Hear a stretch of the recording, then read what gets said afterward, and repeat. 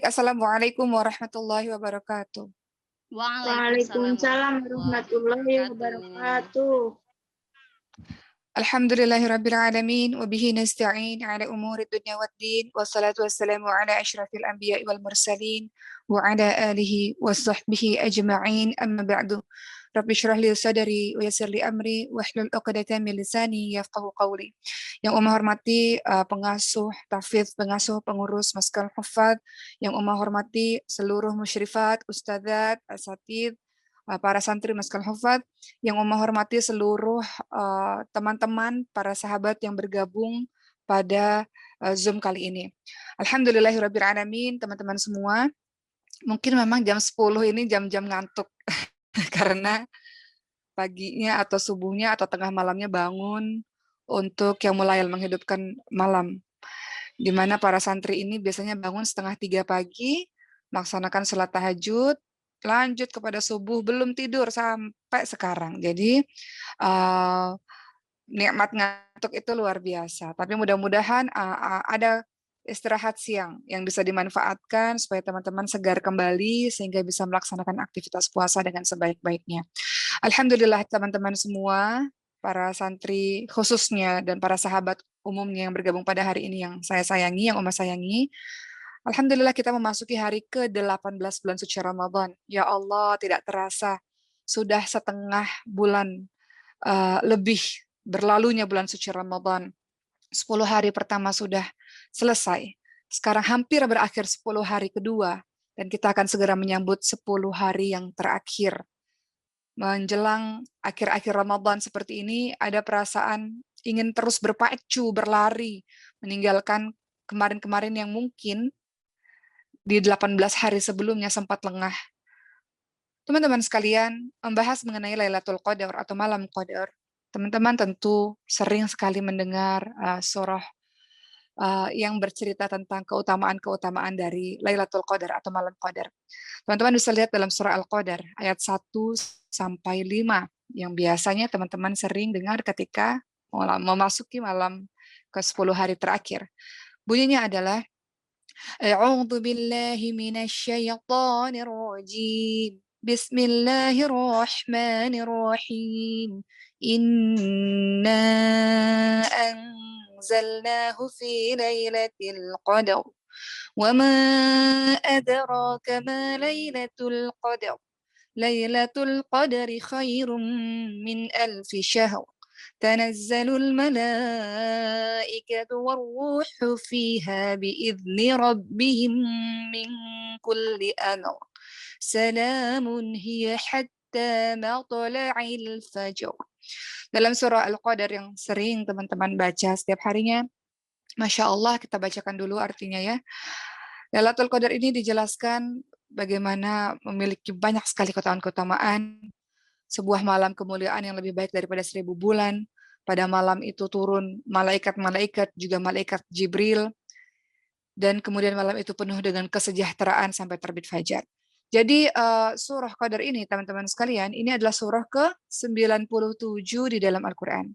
Dan tentu saja ia termasuk juz 30 yang termasuk golongan surah Makkiyah. Dan disebut sebagai surah Makkiyah di mana ayat-ayat ini diturunkan sebelum Rasulullah SAW berhijrah ke Madinah. Surah Makkiyah turun pada surah ini ya 17 Ramadan saat Rasulullah SAW berusia 40 tahun.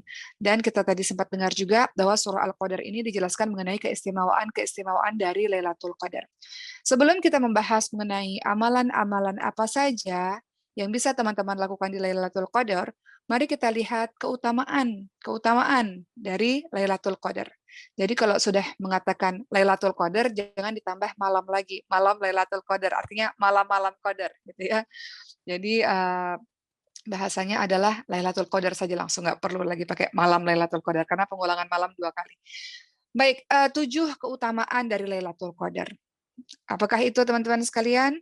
Keutamaan dari Lailatul Qadar yang pertama adalah Lailatul Qadar waktu diturunkannya Al-Qur'an.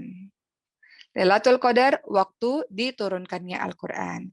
Kita lihat bahwa Ibnu Abbas radhiyallahu anhu mengatakan Allah menurunkan Al-Quran secara utuh sekaligus dari Lauhul Mahfudz ke Baitul Izzah yang ada di langit dunia. Kemudian Allah menurunkan Al-Quran kepada Rasulullah Shallallahu Alaihi Wasallam secara terpisah, secara berangsur-angsur sesuai dengan kejadian demi kejadian selama lebih kurang sekitar 23 tahun. Jadi permulaan pertama kali turun Al-Quran itu terjadi di Lailatul Qadar. Makanya kita sering sebut Nuzulul Quran. Ya, Nuzulul Quran kemarin tuh tanggal 17 Ramadan. Teman-teman lihat dalam surah Al-Baqarah 185 juga ada penjelasannya. A'udzu billahi minasyaitonir rajim. Syahrul Ramadan alladzi unzila fihi al-Qur'anu hudal linnas. Bulan Ramadan adalah bulan yang di dalamnya diturunkan permulaan Al-Qur'an sebagai petunjuk bagi umat manusia. Dan kita lihat bahwa Al-Qur'an dzalikal kitabul la raiba fihi hudal lil muttaqin, bahwa Al-Qur'an itu tidak ada keraguan di dalamnya dan petunjuk bagi orang-orang yang bertakwa. Makanya ketika kita tahu bahwa bulan Ramadan bulan diturunkannya Al-Quran atau bulan Ramadan diberikan julukan Syahrul Quran, kita sudah mendengar banyak sekali nasihat dari para guru-guru kita untuk berakrab-akrab lebih dengan Al-Quran dibanding dengan bulan-bulan sebelumnya. Bagaimana kita membaca lebih banyak Syahrul Tilawah, karena bulan Ramadan itu Syahrul Tilawah, banyak membaca Al-Quran. Kita tahu, kita sudah pernah bahas di dakwah sebelumnya, minggu lalu, bagaimana Al-Quran itu tidak bisa ditinggalkan, justru ditingkatkan di bulan suci Ramadan, karena Rasul saja bertadarus dengan malaikat Jibril dan para orang-orang saleh meninggalkan pekerjaan-pekerjaan yang lain demi fokus supaya bisa membaca Al-Quran, bisa berinteraksi dengan Al-Quran. Mohon izin teman-teman sekalian, Uma ingin sekali bercerita sebelum kita masuk ke poin-poin ya. Beberapa waktu yang lalu kemarin, baru saja secara tidak sengaja di sosial media, Uma melihat ada satu video. Bagaimana di bulan puasa di siang hari tengah bolong, itu buka tempat-tempat wisata, yang mana tempat wisatanya ini berupa tenda-tenda tertutup di siang hari bolong, teman-teman sekalian. Akhirnya video itu menunjukkan polisi-polisi mengecek satu persatu di dalam tenda itu ada apa sih. Akhirnya ketemulah satu anak masih sekolah dan satu anak yang sudah lulus kuliah, muda-mudi, pasangan muda-mudi. Yang satunya pakai jilbab, jilbabnya udah lepas, teman-teman sekalian. Ini di siang hari bulan puasa, bayangin. Dan kemudian setelah digerebek, ngapain kalian di sini, kata Pak polisinya. Ya itu kan direkam terus, jadi itu sudah tersebar di sosmed supaya jadi pembelajaran buat kita. Kemudian mereka mengatakan, oh nggak apa-apa, ini memang tempatnya kan begini Pak. Terus ya kalian ngapain gitu. Setelah dilihat, diinvestigasi, sabuk laki-lakinya udah lepas, kancingnya udah lepas, dan sebagainya lah.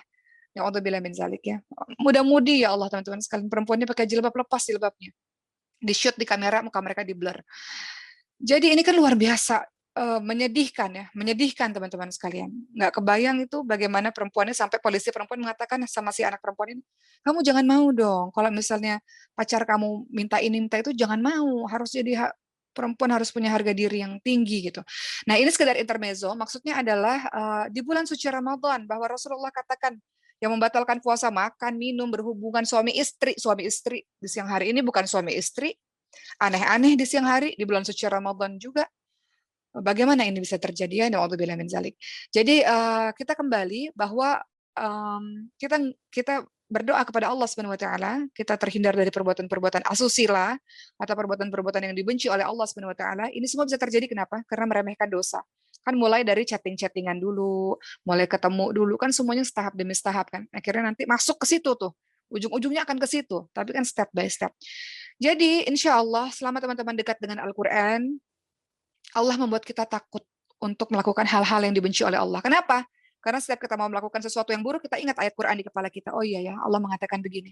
Ketika kita ingin buat sesuatu, kita ingat lagi ayat Al-Quran. Sehingga Al-Quran yang kita hafalkan atau Al-Quran yang kita baca menjadi rem perbuatan bagi kita, teman-teman sekalian. Untuk tidak melakukan hal-hal yang dibenci oleh Allah. Ketika mau ghibah, kata Rasul kalau puasa itu nggak cuma sekedar menahan makan dan haus saja, lapar dan haus saja, tapi juga menahan lagu, perkataan-perkataan yang sia-sia. Dan juga rafas, perkataan-perkataan yang jorok yang diucapkan oleh lawan jenis laki-laki dan perempuan. Ini sudah kita bahas minggu lalu, kita tidak perlu bahas sekarang ya. Jadi intinya adalah selama teman-teman dekat dengan Al-Quran, maka teman-teman akan aman, insya Allah. Al-Quran menjadi rem, menjadi reminder kata kita mau berbuat yang aneh-aneh. Karena jiwa manusia ini ada condong berbuat keburukan, ada condong berbuat kebaikan. dan Al-Quran menjadi rem. Teringat nasihat guru kita pernah berceramah di Islam itu Indah, beliau mengatakan, kenapa sih kita harus hafal Quran? Padahal nanti sekarang zaman udah canggih. Jadi imam udah bisa pakai Quran atau nanti ada kacamata kata beliau ya, yang akan ada ayat Quran berseliweran. Untuk apa kita hafal Quran? Maka jawabannya adalah agar kita senantiasa terikat dengan Al-Quran. Kalau orang yang nggak punya hafalan Quran sama sekali, hidupnya santai hari-hari. Tapi orang-orang yang tiap hari belajar Quran, hafalin Quran, dia punya rasa beban dan tanggung jawab dan PR yang tiap hari untuk dia ziyadah, menambah, dan dia murajaah. Jadi setiap hari itu seorang mukmin tuh sibuk, teman-teman sekalian. Nggak ada istilahnya nggak ada kerjaan, nggak mungkin. Nggak mungkin nggak ada kerjaan. Setiap hari dia sibuk. Apa kesibukannya? Salah satunya adalah dia menambah hafalan dan dia merujaah hafalannya. Jadi nggak ada istilah nggak ada sibuk, apa santai-santai nggak ada. Kembali lagi kepada keutamaan dari Lailatul Qadar, kita sudah tahu bahwa keutamaan yang pertama, Lailatul Qadar ini adalah diturunkannya Al-Quran. Bulannya Al-Quran adalah bulan suci Ramadan. Kemudian yang kedua, teman-teman sekalian, keutamaan dari Lailatul Qadar adalah Lailatul Qadar lebih baik daripada 1000 bulan. 1000 bulan itu apa sih? Kita beribadah seperti beribadah 83 tahun 4 bulan. Tuh perumpamaannya. Masalahnya kita nyampe nggak umurnya? Sampai umur 83 tahun 4 bulan nyampe nggak? Jadi kalau kita beribadah di malam itu seperti kita beribadah selama 1000 bulan atau seperti kita beribadah selama 83 tahun 4 bulan. Kata Allah Subhanahu wa taala, "A'udzubillahi minasyaitonir rajim." Al-Qadar ayat 3. Lailatul Qadri khairum min alfi syahr. Malam kemuliaan itu lebih baik daripada 1000 bulan. Maksudnya apa?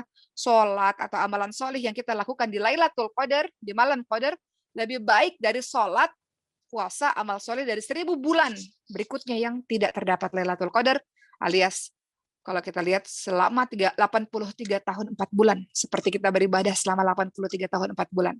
Itu keutamaan dari Lailatul Qadar yang kedua. Lebih baik dia daripada 1000 bulan. Ketiga, manfaat dari Lailatul Qadar adalah Lailatul Qadar adalah malam yang penuh dengan keberkahan. Ad-Dukhan ayat 3 dalilnya. Kata Allah Subhanahu wa taala berfirman, sesungguhnya kami menurunkan suatu malam yang diberkahi dan sesungguhnya kamilah yang memberikan peringatan. Kalau malam diberkahi, malam yang Allah berikan kasih sayang Allah yang sangat banyak, pasti di dalamnya berisi ampunan-ampunan dosa dari Allah Subhanahu wa taala, doa-doa yang dikabulkan. Itu yang disebut sebagai malam yang diberkahi oleh Allah Subhanahu wa taala, ya. Bagaimana Allah menunjukkan keistimewaan-keistimewaannya pada malam tersebut. Jadi, kalau sudah tahu Lailatul Qadar ini adalah malam yang penuh dengan keberkahan, maka silakan untuk memperbanyak doa. Silakan teman-teman untuk memperbanyak beramal salih.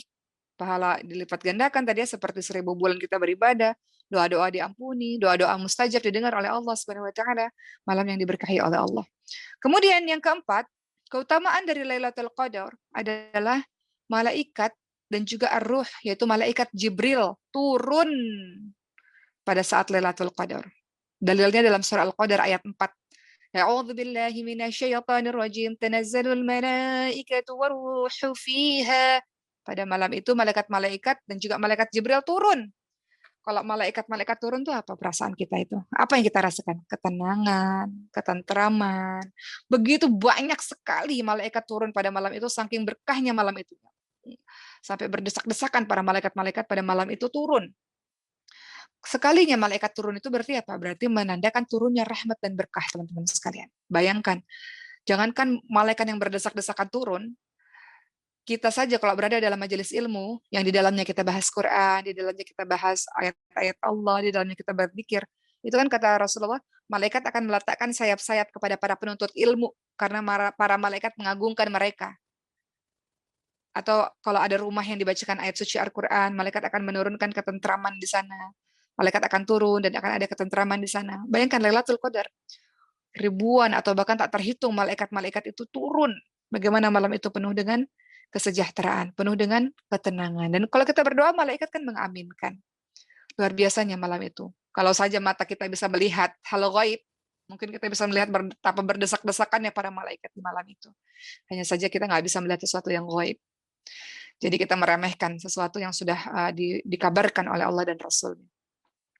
Yang kelima, keutamaan dari Lailatul Qadar adalah Lailatul Qadar ini disifati dengan salam atau kesejahteraan. Dalam surah Al-Qadar ayat kelima, Apa kata Allah Subhanahu wa taala? A'udzu billahi minasyaitonir rajim. Salamun hiya hatta matla'il fajr. Malam itu penuh dengan kesejahteraan sampai terbit fajar. Malam itu penuh dengan keselamatan, di mana syaitan tidak bisa berbuat apa-apa pada malam itu, tidak bisa mengganggu orang-orang pada malam itu, tentunya orang-orang yang khusyuk dalam beribadah. Ya. Demikianlah kata Mujahid. Ya. Jadi malam yang penuh dengan kesejahteraan, malam yang penuh dengan ketenangan, malam yang penuh dengan ketentraman. Yang keenam, Allah Subhanahu wa taala membicarakan mengenai keutamaan Lailatul Qadar. Lailatul Qadar adalah malam yang dicatatnya takdir tahunan. Kata Allah Subhanahu wa taala dalam surah Ad-Dukhan ayat 4. Allah Subhanahu wa taala berfirman, pada malam itu dijelaskan segala urusan yang penuh dengan hikmah. Makanya doa, teman-teman sekalian, doa. Karena di malam itu dicatatnya takdir tahunan, apa yang akan terjadi dalam setahun. Jadi banyak berdoa kepada Allah Subhanahu wa taala supaya Allah menurunkan keajaiban demi keajaibannya. Kalau kita lihat Ibnu Katsir dari kitab tafsirnya menjelaskan mengenai ini, mengenai ayat ini, bahwa Lailatul Qadar itu akan dirinci di Lauhul Mahfuz mengenai penulisan takdir dalam setahun. Juga dicatat ajalnya, dicatat rezekinya, dicatat akan segala sesuatu hingga akhir dalam setahun. Jadi silakan teman-teman untuk berdoa apa saja. Berikan rezeki yang banyak dan berkah ya Allah. Sembuhkan orang tua saya yang sakit ya Allah. Banyak doa. Mudahkan saya dalam menghafal ya Allah. Jadikan saya orang-orang yang berhijrah total di jalan-Mu ya Allah. Izinkan saya untuk lebih mudah memahami ayat-ayat-Mu, memahami agama-Mu ya Allah. Izinkan saya untuk bisa pergi ke Baitullah ya Allah. Banyak berdoa teman-teman sekalian. Doa secara khusus, detail. Berikutnya yang ketujuh. Keutamaan dari Lailatul Qadar adalah dosa setiap orang yang menghidupkan Lailatul Qadar akan diampuni oleh Allah Subhanahu wa taala. Kata Rasulullah dalam hadis riwayat Bukhari, barang siapa yang melaksanakan salat pada malam Lailatul Qadar, berarti salat apa? Tarawih dan juga tahajud yang teman-teman lakukan sebelum sahur. Karena iman dan mengharapkan pahala dari Allah Subhanahu wa taala, maka dosa-dosanya yang lalu akan diampuni. Kita mungkin dan pasti pernah melakukan dosa di masa lalu karena kebodohan kita, karena ketidaktahuan kita, karena tidak pedulian kita terhadap dosa-dosa yang kita anggap dosa itu menjadi dosa yang kecil. Padahal Rasul katakan kalau orang beriman buat dosa sedikit aja dia takut seolah-olah ada gunung yang siap menghancurkan dirinya.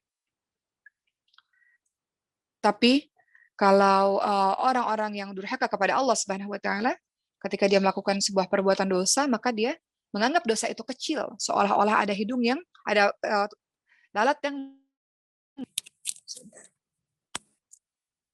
Baik, kita lanjutkan.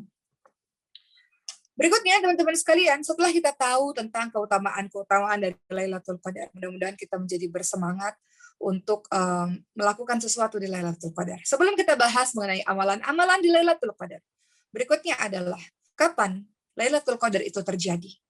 Kapan sih Lailatul Qadar itu? Supaya kita bisa fokus ibadah di malam itu kan pertanyaannya. Apa kata Rasulullah SAW terhadap Lailatul Qadar ini? Dalam hadis riwayat Bukhari, Rasulullah menjelaskan, carilah Lailatul Qadar pada 10 malam terakhir di bulan suci Ramadan. Carilah Lailatul Qadar pada 10 malam terakhir di bulan suci Ramadan. Kemudian Rasulullah menyampaikan lagi, lebih spesifik. Dalam hadis riwayat Bukhari lagi, beliau jelaskan, carilah Lailatul Qadar di malam ganjil, di 10 malam terakhir di bulan suci Ramadan. Kemudian, kalau kita capek banget, kalau kita letih banget, nggak dapat nih 10 malam terakhirnya nih. Ternyata Rasulullah membuat lebih khusus lagi. Dalam hadis riwayat Muslim, kata Rasulullah, carilah Lailatul Qadar di 10 malam terakhir. Namun kalau kalian ditimpa keletihan, janganlah dikalahkan pada 7 malam yang tersisa. Lebih spesifik nih, 7 malam yang tersisa. Oleh karena itu teman-teman sekalian, kita tidak tahu nih apakah malam Lailatul Qadar tanggal 23, 25, 27, 29, wallahu a'lam, enggak tahu. Tapi Rasulullah ada lagi hadis yang lebih spesifik lagi dalam hadis riwayat Bukhari. Kata Rasul, carilah Lailatul Qadar di 10 malam terakhir di bulan suci Ramadan pada 9, 7, 5 malam yang tersisa. Ini lebih spesifik lagi nih. Kalau teman-teman benar-benar keletihan, kata Rasulullah, jangan sampai ketinggalan di waktu 9, 7, dan 5 malam yang tersisa. Berarti malam ke-25, 27, 29. Dan intinya adalah yang harus kita tahu bahwa Allah menyembunyikan kapan sebetulnya malam Qadar ini, Lailatul Qadar ini. Supaya apa? Agar kita tidak membeda-bedakan malam di 10 malam terakhir. Dan agar terbedakan antara orang yang sungguh-sungguh mencari malam tersebut dengan orang yang malas. Jadi itu hikmah. Allah sembunyikan kapan tepatnya terjadi Lailatul Qadar supaya Allah bisa lihat mana yang malas-malesan, mana yang sungguh-sungguh. Jadi 10 malam terakhir ini fokus kita betul-betul beribadah kepada Allah Subhanahu wa taala.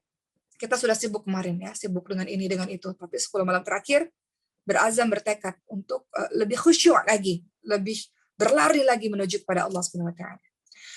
Oke, berikutnya kita akan masuk kepada subbab. Kalau begitu tanda-tanda Lailatul Qadar apa ya? Sebelum kita nanti mengerjakan amal-amal soleh di Lailatul Qadar. Tanda-tandanya apa sih? Kita tahu itu Lailatul Qadar itu gimana sih ngelihatnya?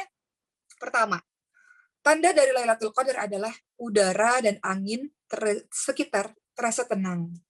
Jadi udaranya tenang, anginnya tenang. Itu ciri-ciri dari Lailatul Qadar. Ya. Kata Rasulullah SAW dalam hadis riwayat At-Tayalisi, ya. Rasulullah SAW bersabda, Lailatul Qadar adalah malam yang penuh dengan kelembutan, malam yang cerah, tidak panas, tidak dingin. Pada pagi hari mataharinya bersinar lemah dan nampak kemerah-merahan. Jadi mataharinya nggak terang benderang, nggak. Dia nampak merah dan bersinarnya sedikit saja. Jadi nomor satu ya, ini dijelaskan sebenarnya ciri-ciri atau tanda Lailatul Qadar ini dalam fikih sunnah ya, dalam kitab fikih sunnah, Sahih fikih sunnah. Pertama adalah udara dan angin terasa tenang. Kemudian yang kedua, ciri dari Lailatul Qadar adalah malaikat menurunkan ketenangan sehingga manusia merasakan ketenangan dan kelezatan beribadah yang tidak didapatkan di hari-hari lain. Kok rasanya enak banget, lama-lama berdiri, lama-lama sujud, nikmat banget rasanya baca Quran di malam itu. Kenapa? Karena malaikat memberikan ketenangan, kan malaikat turun. Malaikat memberikan ketenangan sehingga kita merasakan kelezatan iman. Kelezatan iman itu apa sih? Nikmat dalam beribadah. Kadang kan kita ibadah kan, aduh malas banget nih, buru-buru. Yang penting selesai, yang penting menyelesaikan kewajiban selesai gitu. Tapi enggak, beda dengan malam ini. Di Lailatul Qadar, itu kita merasakan nikmatnya iman. Rasanya nikmat banget beribadah. Pernah enggak teman-teman? Rasanya tuh ya, ada satu malam, mungkin ada satu hari yang kita pernah beribadah, yang kita rasa nikmat banget doa bermunajat kepada Allah tuh. Nikmat banget rasanya sujud berlama-lama sama Allah. Nikmat rasanya berdiri membacakan ayat-ayat Quran yang kita hafal atau mungkin yang kita baca ya kan, salat sunnah boleh baca. Nikmat banget rasanya. Maka itu ciri dari Lailatul Qadar. Kita nikmat berlama-lama beribadah. Karena malaikat menurunkan ketenangan. Jadi manusia merasa tenang dan nikmat dalam beribadah yang dia tidak dapatkan di malam-malam lain. Ketiga, apa keutamaan dari Lailatul Qadar? Manusia bisa lihat malam ini dari mimpinya. Sebagaimana mimpi itu juga pernah terjadi pada para sahabatnya Rasulullah SAW. Jadi malam itu kita juga bisa lihat dalam mimpi kita. Kemudian yang keempat, ciri-ciri dari Lailatul Qadar adalah matahari terbit di pagi hari dalam keadaan jernih, tidak ada sinar yang terang benderang, jernih dia, adem, tenang, suasana nggak panas, nggak dingin, begitu. Dalam hadis riwayat Muslim ya, teman-teman lihat dalam Sahih Fikih Sunnah, dikatakan Rasulullah SAW bersabda, subuh hari dari malam Qadar, dari Lailatul Qadar, matahari terbit tanpa sinar, seolah-olah mirip bejana, hingga matahari itu naik. Jadi tidak panas, tidak. Pagi-pagi itu terbitnya jernih, tanpa sinar yang terang benderang. Itu adalah tanda-tanda dari Lailatul Qadar. Kita masuk ke amalan-amalan Lailatul Qadar. Yang pertama, amalan yang bisa teman-teman lakukan di Lailatul Qadar yang pertama adalah membangunkan seluruh keluarga, para sahabat, untuk menghidupkan malam itu dengan membaca Al-Quran dan juga zikir. Zikrullah. Dalam hadis riwayat Bukhari Muslim, Rasulullah SAW bersabda, biasanya ketika masuk 10 hari terakhir di bulan suci Ramadan, beliau bersungguh-sungguh dengan ibadahnya dan meninggalkan istrinya. Jadi dikatakan mengencangkan sarungnya, maksudnya meninggalkan istrinya. Sungguh-sungguh dalam beribadah dan menghidupkan malam-malam tersebut dengan ibadah dan membangunkan keluarganya juga untuk ibadah. Jadi kita bangunkan kakak kita, adik kita, suami kita, istri kita, saudara kita, teman-teman kita yang masih tidur-tidur, ayo kita bangun. Hidupkan malam ini. Malam Lailatul Qadar yang hanya 10 hari ini. Yang kita nggak tahu malam-malam ganjilnya yang mana. Wallahu a'lam, itu rahasianya Allah. Jadi yang pertama, amalan di Lailatul Qadar adalah sungguh-sungguh beribadah dan membangunkan anggota keluarga. Dan juga para sahabat ya, kalau teman-teman di Masjidil Haram untuk betul-betul serius dalam menghidupkan Lailatul Qadar. Yang kedua, menghadiri sholat subuh dan isya berjamaah. Kalau teman-teman yang masih tinggal di pondok atau yang di Masjidil Hufat, mungkin ini tidak menjadi kendala. Tapi untuk teman-teman yang di yang di luar pondok, kalau bisa silakan untuk menghadiri sholat subuh dan sholat isya berjamaah. Apa kata Rasulullah SAW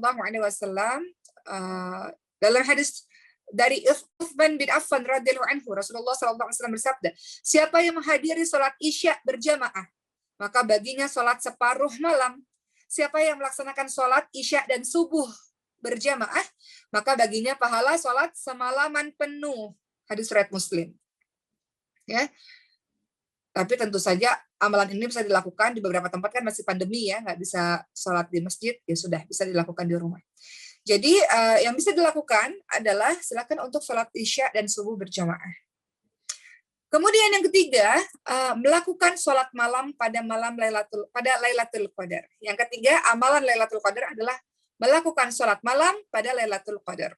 Kata Rasulullah SAW yang sudah tadi kita bahas dalam hadis riwayat Bukhari, barang siapa yang sholat malam pada Lailatul Qadar karena iman dan mengharapkan pahala dari Allah Subhanahu wa taala, maka dosa-dosanya yang telah lalu akan diampuni. Jadi setelah sholat tarawih, teman-teman sholat tahajud, perbanyak sholat di situ. Kalau haid gimana? Haid bukan berarti teman-teman nggak beribadah. Beribadah itu kan tidak harus sholat. Beribadah itu bisa berdoa, beristighfar, berzikir kepada Allah Subhanahu wa taala, bermunajat kepada Allah Subhanahu wa taala. Itu juga bagian dari ibadah. Menghidupkan malam, bangun malam itu bangun. Kalau lagi haid ya nggak usah sholat, tapi bangun untuk berdoa kepada Allah, menangisi dosa-dosa, berzikir kepada Allah Subhanahu wa taala, larut dalam kenikmatan beribadah di malam hari itu. Yang keempat, apa yang bisa dilakukan di Lailatul Qadar? Amalan apa yang bisa kita lakukan? Mengamalkan doa yang diajarkan Rasulullah di Lailatul Qadar. Dari Siti Aisyah radhiyallahu anha, beliau berkata, aku pernah bertanya kepada Rasulullah SAW, jika saja ada suatu hari yang aku tahu bahwa malam tersebut adalah Lailatul Qadar, apa doa yang harus aku ucapkan? Kata Siti Aisyah kepada Rasulullah SAW. Maka Rasulullah jawab apa? Allahumma innaka afuwun tuhibbul afwa fa'fu anni. Allahumma innaka afuwun tuhibbul afwa fa'fu anni. Kata Rasulullah, kalau engkau merasa malam ini adalah malam Qadar, Lailatul Qadar, baca doa ini. Doanya artinya apa? Ya Allah, engkau maha pemberi maaf ya Allah. Engkau suka memberi maaf ya Allah. Maka hapuskanlah kesalahanku, maafkanlah aku, hapuskanlah dosa-dosaku. Hal ini disebutkan dalam hadis riwayat Tirmidzi dan Ibnu Majah. Jadi kalau kita merasa bahwa malam itu malam Qadar, Lailatul Qadar, maka minta ampun kepada Allah Subhanahu wa taala dan amalkan doa yang diajarkan oleh Rasulullah SAW. Begitu teman-teman sekalian. Yang bisa kita lakukan pada saat Lailatul Qadar. Baik teman-teman sekalian, hati-hati. Biasanya di 10 malam terakhir orang-orang sibuk dengan persiapan lebaran, sibuk dengan buat-buat kue misalnya, sibuk dengan kirim-kirim hamper sana sini dan sebagainya untuk hadiah lebaran, sehingga dia meninggalkan tarawihnya. Sehingga dia meninggalkan Quran. Ini nasihat buat umat juga ya. Umat juga manusia yang penuh dengan dosa, salah, dan lalai. Jadi kita minta kekuatan kepada Allah Subhanahu wa taala agar Allah bantu kita untuk tetap tegak berdiri, untuk sholat, untuk tetap sehat, sehingga bisa melaksanakan 10 malam terakhir dengan sebaik-baiknya. Sebagian orang memasuki 18 hari ini sudah khatam. Ada yang sekali, 2 kali, maka beruntunglah orang-orang yang seperti itu. Bagi teman-teman yang belum khatam, masih ada waktu 12 hari lagi, teman-teman sekalian. Untuk kita bersungguh-sungguh dengan Ramadan kita. Masih ada waktu 12 hari lagi untuk kita bisa bersodakoh terbaik. Sodakoh terbaik itu di bulan suci Ramadan. Bagaimana Allah Subhanahu wa taala menginginkan kita mendapatkan pahala yang banyak, mendapatkan pahala orang-orang yang berpuasa. Berikan sodakoh, tinggal 12 hari lagi. Maksimal sodakoh. Sodakoh itu nggak mesti harus banyak. Sedekah itu apapun yang kita punya, teman-teman sekalian. Barang-barang kita sortir, kita kasih yang membutuhkan. Teman-teman punya barang-barang nih nggak terpakai, disortir, taruhlah ke Maskal Hufat. Atau taruhlah kemana-mana yang sekiranya barang tersebut layak pakai. Di rumahnya ada meja nggak terpakai, ada kursi nggak terpakai, ada laptop nggak terpakai, ada apa nggak terpakai, serahkan, hibahkan ke Maskal Hufat. Terpakai semuanya untuk urusan dakwah Al-Quran. Atau ke lembaga-lembaga Quran atau lembaga yatim atau lembaga lainnya yang membutuhkan. Jadi jangan menumpuk barang di rumah. Dan ketika ada harta, kan harta itu sebagian memang punyamu, tapi sebagian lagi punya orang lain. Penutup dari Uma pada hari ini, ketika Allah takdirkan suatu hari nanti nih seluruh santri tiba-tiba jadi orang kaya raya, kalau teman-teman semua di sini yang Allah berikan kelebihan rezeki, banyak sekali saya temui. Orang kaya sombong banyak teman-teman sekalian, tapi orang kaya tawadu banyak juga saya temui. Kaya raya dia, tapi dari sama orang yang dermawan. Kita apakah dibangun untuk pembiasaan? Dibangunkan selama tidak ada pemaksaan untuknya. Artinya dibangunkan ketika kita sudah mengkondisikan dia. Mengkondisikan dia itu apa? Pertama, kita jelaskan kepada dia. Nah, bulan Ramadan, Ramadan itu di dalamnya ada sahur. Ada yang namanya saum, puasa. Ada yang namanya iftar, buka puasa. Ada yang namanya tarawih. Nah, itu harus dikenalkan pada anak-anak balita. Anak-anak usia 3 tahun sudah mulai bisa diperkenalkan itu. Karena saya punya anak usia 6 tahun, 5 tahun, 3 tahun, dan 5 bulan. Jadi usia 3 tahun itu biasanya sudah paham. Jadi ajarkan, nah Ramadan itu ada namanya sahur. Dia makan sebelum subuh. Nanti kalau sudah adzan subuh, baru berhenti makannya. Nggak boleh makan lagi, nggak boleh minum susu lagi. Ada saum, ada puasa, ada iftar, buka puasa, ada tarawih. Seperti itu dijelaskan dulu. Kemudian kedua, kondisikan anak itu tidurnya jangan larut malam. Supaya dia bisa bangun ketika sahur. Kalau kita katakan, ya harus bangunin anak, tapi kita biarkan anak kita tidur larut malam, akibatnya dia nangis-nangis, ngantuk, nggak kondusif suasananya. Jadi ibunya juga harus mengkondisikan anak itu supaya bisa bangun sahur, atau bisa bangun sahur, nggak apa-apa ya, bangun jam 3:30, nggak apa-apa tuh. Ajarkan anak-anak berdoa dulu, sambil makan, seperti itu. Kemudian yang ketiga, setelah dikondisikan, barulah bangunkan anak itu. Ketiga, buat kesepakatan dulu. Nak, nanti mama bangunin ya nak, jam 3:30 ya nak. Itu namanya sahur. Sebelum sahur kita mau berdoa dulu, nak. Kita sholat tahajud dulu bareng-bareng ya, nak. Mama bangunin loh, jangan nangis nih. Ya, dibangunin ya. Biasanya mereka sudah mulai bisa, iya dibangunin. Bener ya, kita sepakat ya, nak ya. Akhirnya kita buat perjanjian sama dia. Barulah yang keempat kita bangunin dia, dan setelah itu kita beri rewards. Masya Allah, hebat sekali. Keren banget, anak-anak suka dengan pujian-pujian, pelukan, kasih pujian-pujian kepada mereka. Adapun ketika mereka buka puasanya berbeda-beda, nggak apa-apa. Anak saya Ibrahim, sahur. Tapi buka puasanya jam berapa? Ketika dia bangun pagi, langsung buka puasa. Ibrahim bangun tidurnya jam 8 pagi, jadi buka puasanya jam 8 pagi. Tapi dia sudah ikut sahur. Kalau Khadijah masih umur 5 tahun, masih bisanya cuma setengah hari, ya nggak apa-apa. Maryam kemarin sampai jam 4 sore, tanggung nak 2 jam lagi nak, kata Maryam, sakit perutnya Uma, ya udahlah nggak apa-apa. Jadi intinya adalah biasakan anak-anak, tapi kita kondisikan terlebih dahulu dan jangan memaksakan anak-anak yang belum wajib, karena kita hanya memberikan pembiasaan saja untuknya. Wallahu a'lam. Mungkin begitu. Terima kasih semuanya. Kita serahkan lagi kepada tim Semangat Bantu, yang juga di sini ada tim Maskal Hufat. Terima kasih dan semangat untuk melanjutkan kegiatan-kegiatan amal soleh di bulan suci Ramadan. Assalamualaikum warahmatullahi wabarakatuh.